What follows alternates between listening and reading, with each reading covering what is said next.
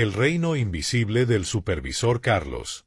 En esta empresa Tecnonova, todos hablaban de eficiencia, métricas, valores corporativos y trabajo en equipo, excepto en un rincón olvidado del edificio, el área de producción del turno matutino. Ahí, los empleados vivían bajo un régimen silencioso. Un régimen que nadie reconocía oficialmente, pero que todos sufrían. Ese reino tenía un dueño, el supervisor Carlos. Carlos no era un líder. Era un manipulador experto disfrazado de jefe amable. Sus palabras siempre parecían consejo, pero en realidad eran dagas envueltas en terciopelo. El perfil del abusador. Carlos rompía las reglas sin miedo. No registraba su entrada. Se saltaba las rondas de seguridad. Ajustaba reportes para que las fallas parecieran méritos. Manipulaba horarios a su conveniencia. Y lo peor, manejaba a las personas como piezas reemplazables. Pero su verdadera habilidad no estaba en el trabajo técnico. Era psicológica. Sabía exactamente qué decir para sembrar miedo, duda o culpa en cualquier empleado. Para él, la moral era un accesorio opcional. La justicia, una palabra vacía. La gente, un recurso explotable. El sistema de favoritismos. Carlos tenía un favorito, Iván. Iván no hacía ni la mitad del trabajo de los demás, pero recibía permisos, oportunidades y elogios. ¿Por qué? Porque Carlos lo usaba como instrumento de poder. Mientras él premiaba a uno, los demás se esforzaban el doble intentando no quedar mal, porque Carlos convertía el favoritismo en motivación tóxica. Sus frases más recurrentes eran: a ver si aprendes a trabajar como Iván. Si tú me ayudaras como él, créeme que yo también te apoyaría. En esta empresa nadie te va a respaldar más que yo, no te conviene hacerme enojar. Los empleados sabían que algo estaba mal, pero la mayoría pensaba que así son los supervisores o que no vale la pena pelear contra un jefe. Hasta que las cosas cambiaron. El incidente que destapó la podredumbre. Una mañana, una máquina crítica falló. Era responsabilidad de Carlos aprobar un mantenimiento urgente, pero él ignoró las notificaciones. Para protegerse, falsificó un reporte donde culpaba a Ana, una de las empleadas más responsables. La acusó de no haber revisado los sensores.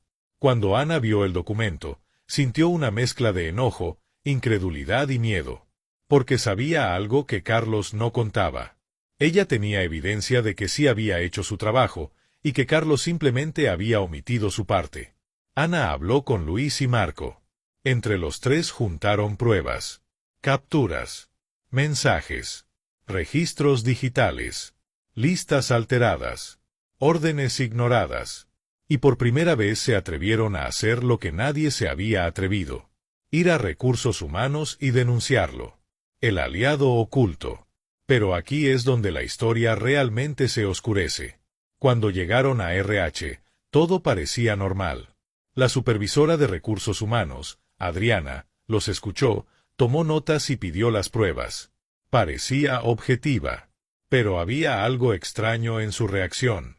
Algo en su mirada que los incomodó desde el principio. No era sorpresa. No era indignación. Era molestia. Como si ya supiera todo. Como si les estuvieran arruinando el plan. 3 días después, la respuesta de RH fue breve. Después de revisar el caso, no encontramos evidencia de abuso. El supervisor Carlos mantiene un expediente limpio. Caso cerrado. Ana sintió que el piso desaparecía. Luis apretó los dientes. Marco no sabía si reír o llorar. ¿Cómo podía estar limpio si entregaron pruebas? ¿Cómo era posible que RH ignorara algo tan evidente? Entonces uno de los empleados del área administrativa, en voz baja, le soltó la verdad que nadie debía saber. Carlos y Adriana, la supervisora de RH, tienen una relación muy cercana, más de lo profesional. Y todo encajó. El círculo de poder no era solo Carlos. Era Carlos y recursos humanos. Era un sistema diseñado para protegerlo. La justicia estaba comprada. Las reglas eran humo. La empresa funcionaba, sin quererlo, como un pequeño reino feudal, y Carlos era la mano del rey. La desesperación y el plan final. Con RH bloqueando la denuncia, el equipo cayó en un estado psicológico crítico. Ana desarrolló ansiedad cada mañana. Luis empezó a dudar de su propio trabajo. Marco pensó en renunciar, aunque necesitaba el empleo. Pero lo que Carlos no sabía era que, mientras él creía tener el control total, los empleados habían aprendido algo vital. Si no podían luchar dentro del sistema, lo harían desde fuera. Reunieron pruebas nuevas, esta vez más contundentes. Grabaciones, archivos de respaldo, testimonios de otros empleados, correos digitales recuperados, fallos técnicos rastreados. Y en vez de ir a recursos humanos, fueron directo al Comité de Ética Corporativa, que está por encima de RH, y además enviaron una copia a la oficina central de la compañía, en otra ciudad. La caída silenciosa. 2 semanas después, sin anuncio, sin explicación, sin ruido. Carlos fue removido del cargo. Adriana fue reubicada a otra planta, en realidad, despedida sin hacerlo público. La empresa lanzó una investigación interna sobre favoritismo y abuso laboral. Los empleados nunca recibieron un gracias, pero no lo necesitaban. Porque por primera vez en años, entraron a trabajar sin miedo. El ambiente empezó a sanar. Y Carlos, el hombre que se creía intocable, descubrió la mayor verdad del abuso de poder. Todo manipulador cree controlar a todos, hasta que subestima a la víctima que aprende a unirse con otras.